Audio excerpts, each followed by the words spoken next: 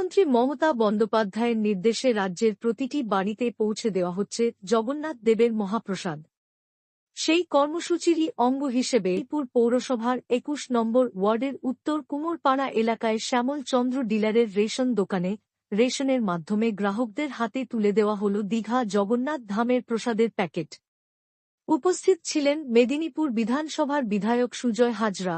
বিধায়ক নিজের হাতে এলাকাবাসীকে মুখ্যমন্ত্রী নির্দেশে মতো সকলের দিগার প্রসাদ তুলে দেন। উপস্থিত ছিলেন ২১ নম্বর ওয়ার্ডের মহিলা ওয়ার্ড সহ সভানেত্রী রুমা পরামানিক, সহসভাপতি চন্দন সাহু সহ অন্যান্যরা।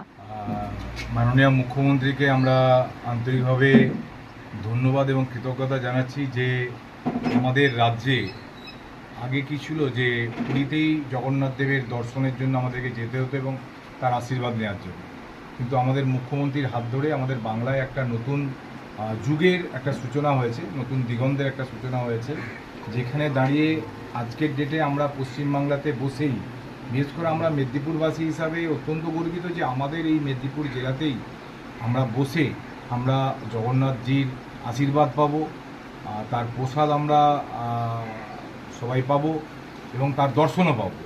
তো স্বভাবতই আমাদের কাছে এটা একটা বিরাট বড় পাওনা। আমি এটুকু বলতে পারি যে আমাদের মেদিনীপুরবাসী হিসাবে এবং বাংলা এবং বাঙালি হিসাবে আমাদের কাছে একটা ভীষণ বড় গৌরবের বিষয় যে আমাদের মাননীয় মুখ্যমন্ত্রীর হাত ধরে দীঘাতে যে জগন্নাথ ধাম তৈরি হয়েছে, ভবিষ্যতে সেটা আমাদের শুধু রাজ্যের নয়, সারা দেশের একটি অন্যতম পর্যটন স্থলে এবং অন্যতম পুণ্যার্থীদের যাওয়ার একটি স্থানে পরিণত হবে, এটুকুই দায়িত্ব।